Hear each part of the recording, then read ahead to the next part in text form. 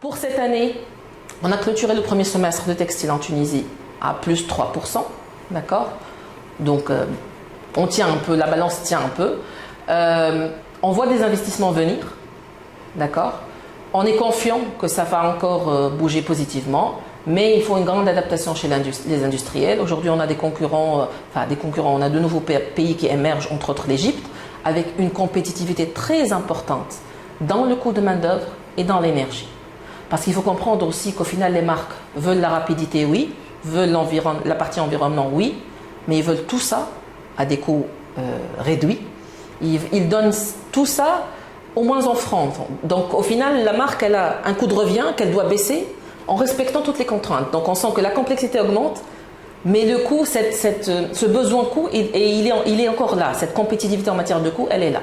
Donc oui, je pense que la Tunisie, elle a encore un rôle à jouer si on se positionne premium, valeur ajoutée, avec la flexibilité qu'on a, d'accord? Je pense que la dynamique, elle sera là. Donc je dirais que l'évolution du marché pour cette année, on tient la balance. On pense terminer l'année plus ou moins sur la même chose, sur ces plus 3%. Il y a très peu de visibilité honnêtement pour l'année prochaine. Mais il y a des investissements qui sont intéressants. Donc si ça tient la route et si on met en place le bon climat d'affaires, il y a vraiment de grandes opportunités pour la Tunisie dans cette dynamique qui paraît en apparence, il y a beaucoup de contraintes, il y a beaucoup d'incertitudes, mais dans cette incertitude, il y a de vraies opportunités pour la zone méditerranéenne. Ce n'est plus discutable la qualité. Je parlerai plus de reliability, fiabilité, c'est-à-dire avoir des partenaires fiables qui tiennent leurs promesses qualité, oui, mais délai, flexibilité, adaptation. Il y a autre chose aussi, les marques ont de plus en plus, on le sent, besoin même de créativité parce que chez eux aussi, ils réduisent un peu les coûts.